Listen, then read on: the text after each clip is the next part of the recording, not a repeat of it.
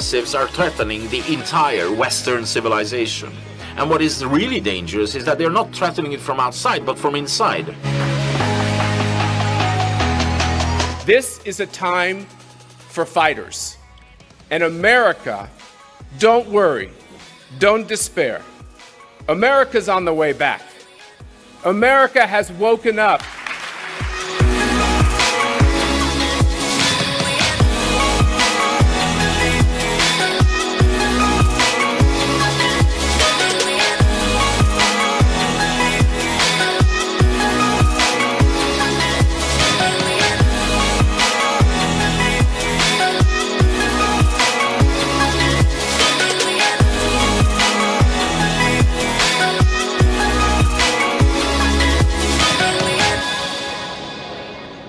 Welcome back to CPAC Now. We're here with the man responsible for all this.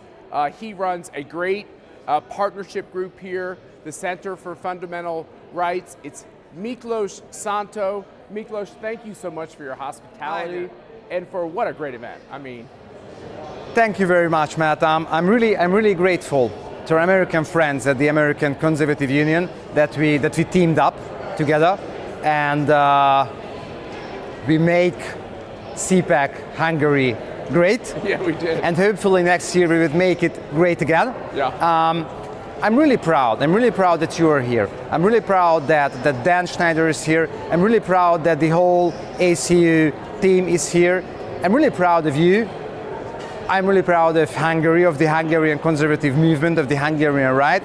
And I'm really proud of CPAC Hungary. It's a very important issue, I think, not only for Hungarian conservatives, but for all European conservatives, because this is the very first CPAC here in the continent in Europe. I think we choose Hungary, Budapest, as the new European capital of CPAC, because Hungary is the right place to do this.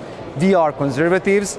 We believe in our commonly shared values, yes. Love of God, love of nation, of homeland, and love of the family. So this is the right place to be here. If you're an American or a European conservative, Hungary is the place. So Hungary has this amazing history. We've been really learning about the Hungarian people, what they care about. And Hungary was once a huge country. It's now considered a smaller country, but yet we're in Hungary to start this whole conversation in Europe. So it doesn't matter the population or the size of the country, it matters the people in the country. Yeah, and the freedom-loving people, because Hungary has always been a freedom-loving and the freedom fighter country. And that's why we are here. That's why Hungary still exists. Hungary is a 1,000-year-old state in itself, but we had a lot of let's say problems. Takeovers and people that wanted to dominate you. Yeah, there were the Mongol hordes, Turkish Ottoman hordes, the Ottoman Empire, then of course the Soviets, the Russians, and now the progressive neo-Marxist woke culture that would like to take our values away, the God, homeland, family, the values of those commonly shared things. And there is one more very important issue, I think, what we do have in common. There are federal powers, federal authorities that would like to outsource decision making from the local level to the federal level. In the US, you might have your fight between the states and the federal government.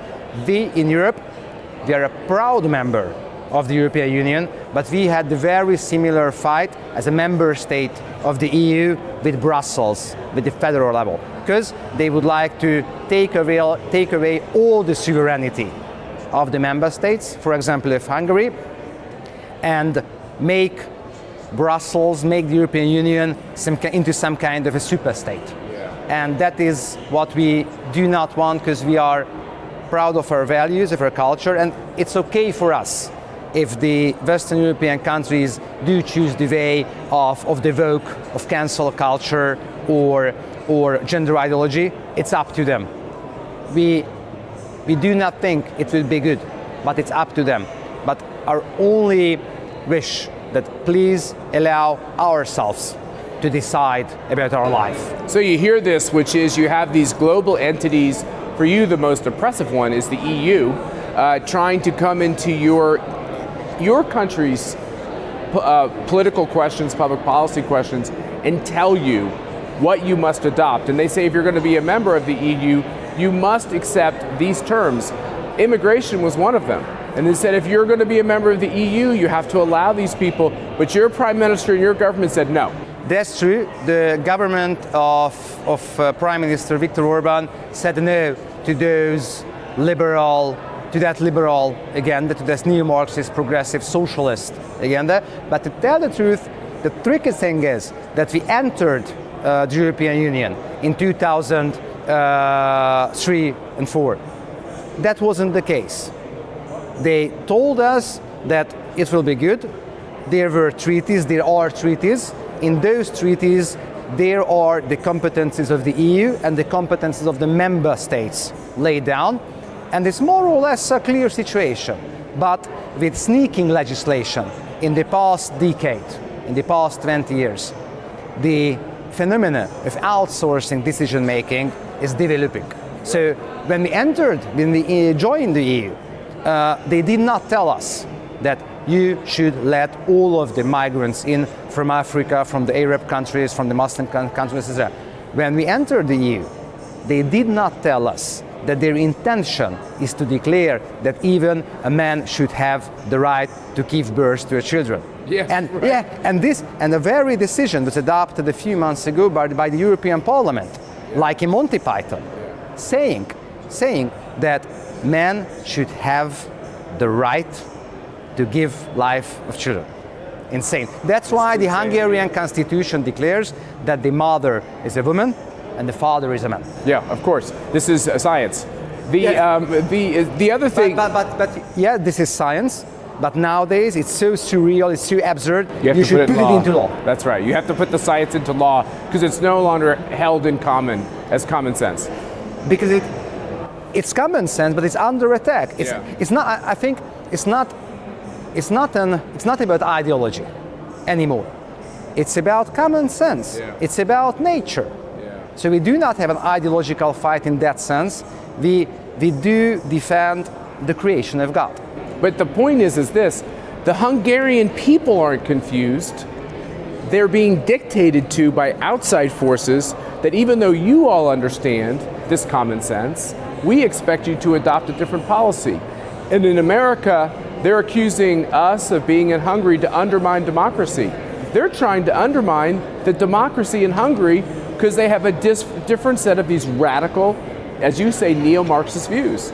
Yeah, the funny thing is, it's not so funny. It's tragic and serious that the liberals, socialists, do speak a lot about democracy, but they do not like if other ones are practicing actual democracy. Right. In Hungary, people voted for the right for the conservative government 4 times in a row, not only to be in power, but to exercise a 2/3 majority, a super majority in the parliament. So they won 4 times in a row, and this last time it was a 2/3 wipeout. It was just a devastation. Yeah. And the gap is so huge between the Hungarian right and the left that it is 20%.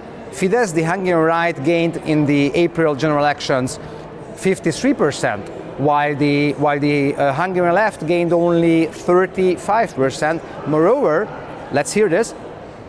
There was a referendum on the very same day, on the day of the parliamentary election, there was a referendum on child protection. And on child protection, people said no to gender ideology in a way that has never been shown in the Hungarian history. Hungary is a country of 10 million people, and there are approximately 7 or 8,000 people eligible, 7 or 8 million people eligible to vote, and out of them 3.7 million people said no to gender ideology, which is important because in modern day Hungarian history, this number into one direction on a referendum or a single voting has never been seen. Right. It's amazing. With so many of the countries from this part of the globe who are represented here, by the way, you've attracted every country from the region. They all have a great pride that we're doing this together. But one of the big concerns is energy. Hungary gets a very large percentage of its fossil fuel energy from Russia. The neighboring countries do as well.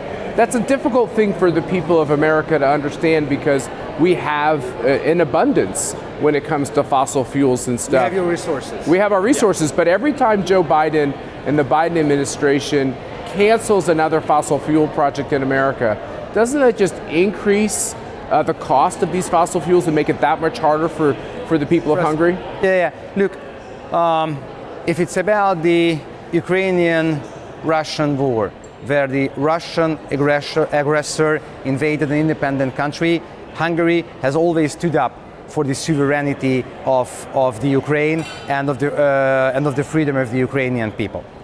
But so this misconception that the people of Hungary are on Putin's side is completely wrong.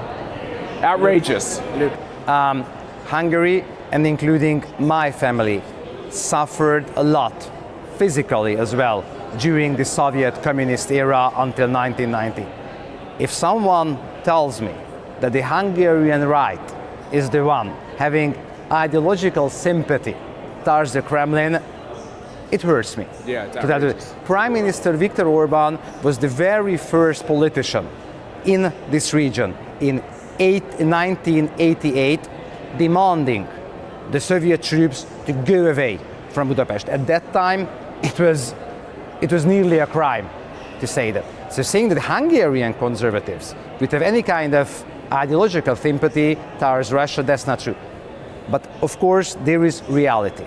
What we inherited from communist times is that our whole energy infrastructure, the pipelines, oil pipelines, gas pipelines, refineries, were constructed for Russian oil and Russian gas. Hungary's oil consumption depends more than 60% on Russian resources, and gas consumption about 85 or 90% on Russian resources.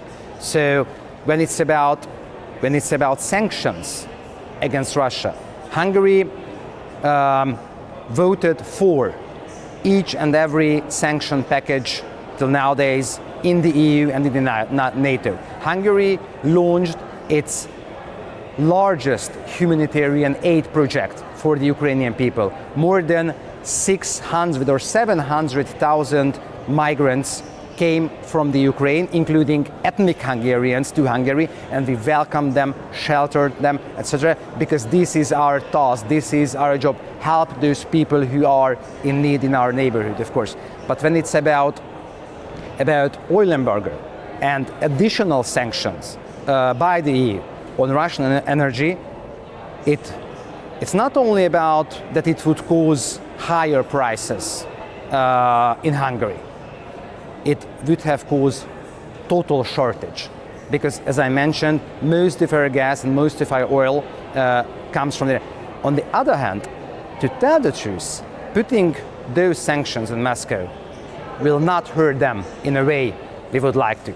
And the goal of a sanction is to make the enemy weak. That's right. And these sanctions hurt our interests, but not the Russian ones, because they will be able to sell their products to Asian countries. So we should find sanctions against Russia, which hurt their economy, sanctions that are painful for them, but not painful for our people here in Hungary. So the misconception in America just goes on and on. There's a misconception that somehow Viktor Orban or his government controls the media. I thought it was great in our conversations we had with the Prime Minister yesterday that all you have in Hungary is you had investors that decided we'll get involved in media as well. We're not going to cede it to the left. But even after all those investments, there's still a majority of media companies on the left in Hungary. In Hungary, yeah, we are closer to the level playing field, but almost 50-50, but not yet. Not yet. And the American public should know this. In Hungary, after the system change, after the fall of the Iron Curtain, communist elite the system change was peaceful in Hungary. And the price for that was that the communist elites were able to transform their political capital gained during the communist era into cultural, economic, and media capital. So in the 90s and throughout the early 2000s, the situation in Hungary was that, as well as in the communist era, socialist, post-socialist elites still controlled 80-90% of the Hungarian media. All of the printed newspapers, at that time printed newspapers were the most important source of information. Weeklies, printed press, on the countryside, printed press, it's very important in Hungary. We're all controlled by the socialists. And that's true, there is an ongoing change nowadays, but it is not about some kind of right-wing takeover of the media, it's about destroying post-communist structures. Yeah, so what the former communists did is they became the modern liberals, right? Essentially. Something like that. Yeah. Something like that. Yeah, well, I think that the misconceptions back home in my country, what's great is that we're piercing all of this false information, right? By having this conference, by live streaming it back to the country. What's great is our critics watch what's happening on the stage, listen to what people are saying. How can you be against national sovereignty? How can you be against the idea that God created you? Who else created you? How can you be against the idea that the family is the basic structure of our society? And Candace Owens just said, well, Matt, of course you can understand that they're against it. Well, if that's what they're against, and if that's what they're fighting, we're going to fight them back hard. That's true. We all know the nature and mechanism of progressive liberal fake news. And there was a very important advice of Prime Minister Viktor Orban here at CPAC Hungary. And I talked about this message, this advice with Candace Owens as well today. The Prime Minister's advice was not to play by the liberals' playbook, not to play by liberals' rules. And Candace added that it is very, very true, because some conservatives in the US, in Europe, in Hungary as well, they are trying to play by the liberals' rules, while, on the other hand, liberals play by no rules. That's right. That's exactly right. So Prime Minister Orban gave his 12 points, and the very first point in those 12 points was stop playing by their rules. Yeah. We're going to take those 12 points, and we're going to make sure that you all have them, because they were really fascinating. We will disseminate those 12 points in English as well, so the American conservative audience will be able to know the Hungarian recipe for conservative success. Okay, so we're almost to the end here. I don't know how many more hours we have. A few hours. Busy hours. What's the number one takeaway you've heard from the people that have been at your conference? They told me that it's fantastic. It's fantastic that CPAC is happening here in Hungary, and that the saying that united we stand, divided we fall is true. If we do unite, if we make the liberals' nightmare true, the international cooperation of national forces, that's the most important message, I think, of CPAC Hungary. That will be the first step in order not only to have conservative culture and conservative values protected in our countries, home countries, but also, on the other hand, in order to have relations, cooperation, and alliance between the different conservative forces of different nations. So what do you think? Next year, are we going to do it again? I will give you my final comments. Take a 2-week vacation? I will give you my final comments today evening after when we closed CPAC Hungary, but we would like to, really. And as I hear at CPAC Hungary, most of the people are already asking me whether they can come next year. See, Miklos is a man that is practical, and he's doing what I always do after every CPAC. I say, let's go through all the bills. Let's see how it all comes out. Let's really do an analysis before we jump in again. So I like how you think. Thank you very much for the hospitality. It was wonderful.